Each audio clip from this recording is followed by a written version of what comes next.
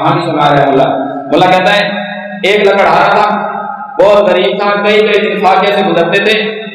اس کی بیوی مدینہ کے اندر ایک وزیر کے ہاں ملازمت کرتی تھی، نوکری کرتی تھی۔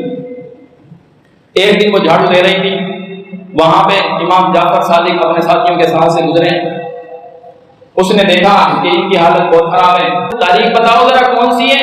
ان کے ساتھیوں نے کہا 22 رجب ہے۔ انہوں نے کہا کہ 22 رجب ہے تو اس دن تو میں پیدا ہوا تھا۔ انہوں نے کہا کہ اگر تم میں سے کوئی شخص جس کی مشکل حل نہ ہوتی ہو، کوئی ایسی حاجت اسے ہے اور اس کی وہ حاجت پوری نہ ہوتی ہو، تو وہ بازار جائے، نئے کونڈے لے کر آئے، اس کونڈے کے اندر حلوہ پوریاں بھرے، اس میں چیزیں بھرے، اور پھر اس پر میری فاتحہ پڑھے اور میرے وسیلے سے دعا کریں، اور دعا کر کے یہ تقسیم کر دیں۔ اس کا کوئی کام جو مشکل اس کی پھنسی ہوئی ہے وہ نہ حل ہو تو کل قیامت کے دن مجھے پکڑ لے۔ ایک لکڑہارا تھا۔ اب یہ کون تھا؟ یہ بالکل بے سند قصہ، اس کی کوئی سند نہیں، اور پھر اس میں جھوٹ پہ جھوٹ، ظلم در ظلم، اندھیرے پہ اندھیرا۔ امام جعفر کی پیدائش 22 رجب کو، اس کا کوئی حوالہ نہیں۔ ایک روایت کے مطابق امام جعفر کی پیدائش ہے 8 ربیع الاول کو 80 ہجری میں۔ دوسری روایت کے مطابق 17 ربیع الاول 83 ہجری امام جعفر کی پیدائش کا دن ہے۔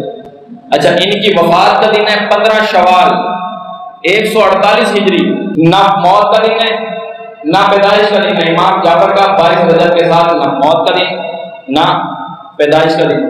پھر اوپر اور بات سنو، امام جعفر کی زندگی کے اندر مدینہ میں کوئی بادشاہ ہی نہیں ہے۔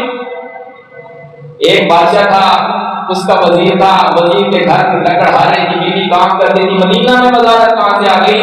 مدینہ میں کون سا بادشاہ تھا؟